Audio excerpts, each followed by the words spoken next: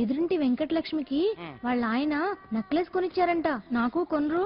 వెనకే వెంకట్రావు ఆవిడకి విడాకులు ఇచ్చేసాడట, నీకు ఇచ్చేమంటావేటి? చిచి, పెళ్ళి ఇన్నాళ్ళైనా ఓ నగ లేదు, నట్ట లేదు, ఓ పిల్ల లేదు, పీచు లేదు. దానికి నన్నేం చేయమంటావే?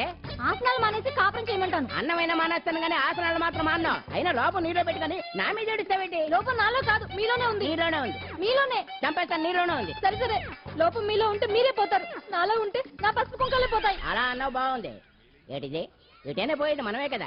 ఇలా ఆసనాలు వచ్చేస్తున్నాయి. ఆసనాల వల్ల కలిగే ఉపయోగాల గురించి తెలుసుకున్నాం కదా. వచ్చేస్తున్నాయి. ఇప్పుడు ద్విపాద శిరాసనం ఎలా వేయాలో చూద్దాం. అలాగే. మొదట మీ 2 కాళ్ళను ముందుకు చాపండి. చాపాను. ఇప్పుడు మీ కుడి కాలును మెల్లగా మీ కుడి భుజం మీదకి చేర్చండి. అలాగే.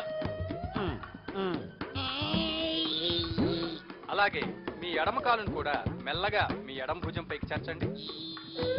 ఇప్పుడు మీ 2 చేతులతో నమస్కరించండి.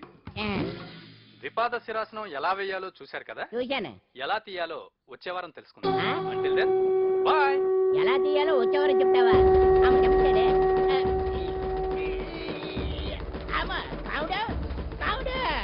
అయ్యో, ఏంటండి ఇలా ఉండిపోయారు? నేను ఉండడం కాదు, ఆడే ఉంచేశాడు.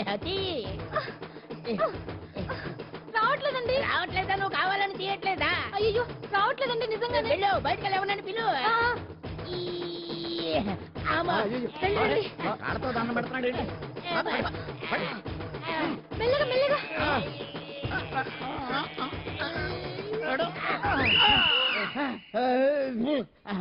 ఏమయ్యా, ఈ వయసులో ఈ పిచ్చాసనాలు ఎందుకు నీకు? ఏ ఎముకో పుట్టుకు నిరిగిందనుకో చటుక్కున మంచం ఎక్కుతావు. పాడెక్కే వరకు ఆసనాలు మాండు. అది నా వీక్నెస్. వీక్ పర్సనల్ మళ్ళీ వీక్నెస్ ఒకటి. What is the problem? I want to know. ఇక్కడ ప్రాబ్లం సాల్వ్ అయిపోయింది, నువ్వు రావడమే ప్రాబ్లం. ఇదేంట్రా షర్ట్ కాలీఫ్లవర్ పెట్టావు? నెహ్రూ గారు రోజ్ ఫ్లవర్ పెట్టడం కామన్, అందుకే నేను వెరైటీగా కాలీఫ్లవర్ పెట్టా. నెహ్రూ గారు రోజు ఫ్లవర్ పెట్టారు, నువ్వు కాలీఫ్లవర్ పెట్టావా? ఎంత మేధావిరా నువ్వు. మీరు కూడా నాలుగా కొత్తగా థింక్ చేయండి, మీరు మేధావులు అనిపించుకోండి. ఓ పని చేయి, ఆ కాలీఫ్లవర్ ప్యాంట్ దగ్గర పెట్టుకో, ఇంకా కొత్తగా ఉంటది.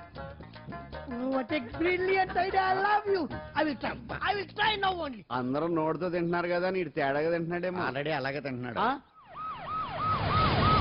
పుకారాం, సిద్ధాంతికి నా జాతకం చూపించానన్నావు, ఏం చెప్పాడు? అబ్బో, నీ జాతకం లాంటి జాతకం తన సర్వీస్ లో చూడలేదంట బావా. ఇవాళ నుంచి నీ పేరు మోత మోగిపోతుందట. గుడిసెలో నీ పేరే, గుడారాలో నీ పేరే. ఏంటి అక్కడ హడావిడి? నువ్వు ఇక్కడికి వస్తున్నట్టు తెలిసి అభినందన సభ పెట్టుంటారు. అవిగో బ్యానర్లు. మినిస్టర్ భగవాన్ నా బిడ్డకు తండ్రి. మినిస్టర్ భగవాన్ నా బిడ్డకు తండ్రి. బావో, ఇదేదో నీకు యాంటీటెంట్ లో ఉంది బావా. యాంటీటెంట్?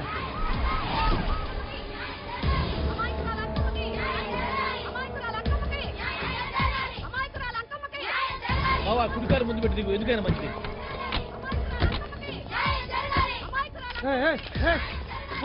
ఏంటిదంతా?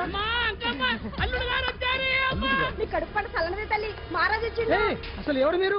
సార్, మీరు మాయ మాటలు చెప్పి తనను తల్లిని చేశారని ఆ అమ్మాయి ఉంటుంది. దీనికి మీరేమంటారు? మీరు ఆమెను స్వీకరిస్తున్నారా? అసలు ఇందులో నిజమేంట? మినిస్టర్ అయినంత మాత్రాన్ని ఏమైనా చేయొచ్చు అనుకుంటున్నారా? ఏం మాట్లాడుతున్నారు? ఈ అమ్మాయికి నాకు చిచి, ఈ అమ్మాయి ఎవరు నాకు తెలియదు. ఎలాగెలగా నానెవరో నీకు తెలదు. ఓ పాల తెలియదని చెప్తున్నాను కదా, ఎవరు నువ్వు? పోలమ్మో, ఎంత మాట అనేసినావు. 2 ఏళ్ల కిందట మండేసోలో నువ్వు అరకొచ్చి గవర్నమెంట్ వాళ్ళ బంగాళాలో దిగలేదు. దిగితే అసలు ఆ మాటకు వస్తే రెగ్యులర్ గా అరకొస్తుంటాడు, బంగాళాలో దిగుతూ ఉంటాడు, అక్కడే ఐటమ్స్ గురించి ఆలోచిస్తూ ఉంటాడు, ప్రజా సంస్థల గురించి ఆలోచిస్తూ ఉంటాడు. అయితే ఏంటంటే నేను ఆ బంగాళాలో పని మనిషిని. ఓ అర్ధరాత్రేలా బోర్ని వర్షం పుట్టుకుని దీపాలు ఆరిపోనాయి. బాయ్ చుట్టే బాగా తాగేస్తున్నాడు. నేను ఎలగలిగెళ్తుంటే అలా నా చెయ్యి చేసుకున్నాడు. ఏటి బాబు ఇది అన్నాను. నువ్వు అను, అరకులో సగం రాసిస్తాను, మనువాడతాను, మగబిడ్డనిస్తాను అన్నాడు. నమ్మిన తెల్లారి చుట్టే మాయం అయ్యిండు. మగబిడ్డ అయితే పుట్టిండు, మనువు మాత్రం వాళ్లేదే తల్లి. బాబా, అరే ఇన్నాళ్ళ నుంచి నీ ఎంబడి తిరుగుతున్నా గానీ నీ ఉదార గుణం నాకే అర్థం కాలేదే.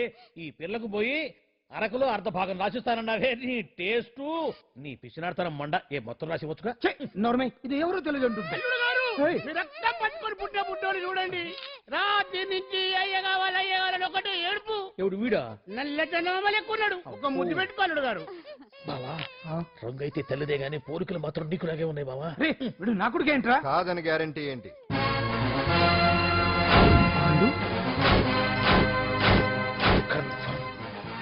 వీడి వాడు, వాడే వీడు. అన్నా ఇదంతా నువ్వు ఆడిస్తున్న నాటకం అన్నమాట. ఆడిస్తున్నది నేనే, కానీ నాటకం కాదు. నిజం కాదు, ఇదంతా అబద్ధం. మాటలతో చెప్తే సరిపోదు, ప్రజల మనిషివి కదా, నిరూపించుకోవాలి. అంటే ఏంది ఇప్పుడు నువ్వనేది? మా బావను కూడా సీతమ్మ వారిలాగా మంటల్లో దూకమంటావా? ఇదిగో పరువు కోసం ప్రాణం ఇచ్చే వంశం మా బావదే. కావాలంటే మంటలు పెట్టచ్చు, దూకుతాడలేదు. ఏం బావా దూకడంట? ఈ దూకటాలు దాకటాలన్నీ పురాణ కాలమే, ఇది కలికాలం. అదేదో అంటారే డిఎన్ఏ టెస్ట్ అని, అది చేస్తే నిజం తేలిపోతుంది. ఏ టెస్ట్ కైనా నేను రెడీ. బాబో తొందరపడి కమిట్ కావద్దు, ఇట్లా చెప్తా. ఎత్తు బావా, డిఎన్ఏ టెస్ట్ అంటే అది ఏమన్నా యూరిన్ టెస్ట్ అనుకుంటున్నావా ఏంది? పుట్టు పూర్వోత్తరాలు మొత్తం బయటపడతాయా? పైగా ఆ టెస్ట్ లో కనుక వాడు నిజంగా నీ బిడ్డేనని బయటపడింది అనుకో, ఆ అంకాలమ్మని నీకు అంట కట్టేస్తారు. ఇక జీవితాంతం జుంబారే జుంబకురే అనుకుంటా తిరగాల్సి వస్తుంది. ఎప్పుడన్నా మేము నేను చూడాలనుకుంటే అడవికి రావాల్సి వస్తుంది. పైగా వాడు డిఎన్ఏ కోసం అంతగా పట్టుబడుతున్నాడంటే ఇందులో ఖచ్చితంగా నిజం ఉండే ఉంటుంది. ఏంట్రా నిజం? దాన్ని చూసిన గుర్తు కూడా లేదు నాకు. నీకెక్కడ గుర్తుంటుంది బావా? నువ్వు చూసిన ఐటమ్స్ ఏమన్నా ఒకటా రెండా? పైగా ఆ రోజు తమరు మందు మత్తులో కూడా ఉన్నారంట. అందుకని ప్రస్తుతానికి ఇక్కడి నుంచి జంప్ అయిపోవడం బెటర్. ఇదంతా పెద్ద విషయాల కుట్ర. దీన్ని నేను ఖండిస్తున్నాను. మాట రాసుకోండి. నేను ఇక్కడి నుంచి వర్కౌట్ చేస్తున్నాను.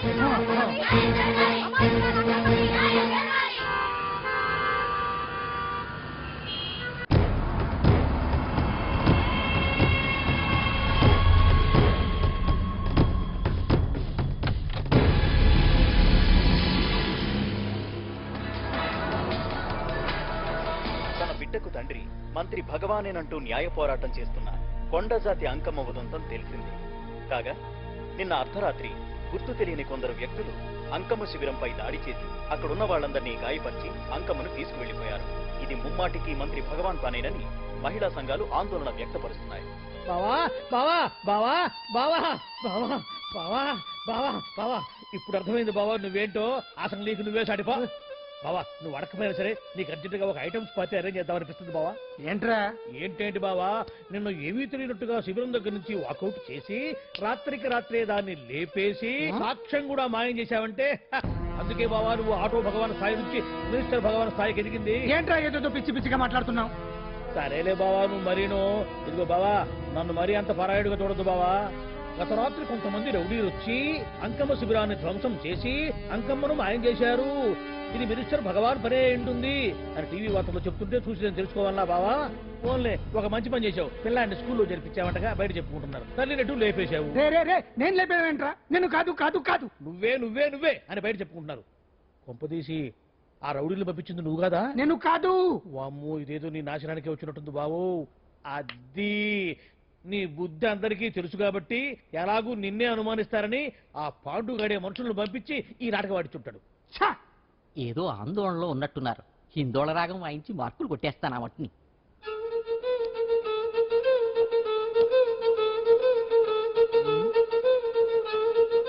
దగ్గరకు వచ్చి వాయించండి.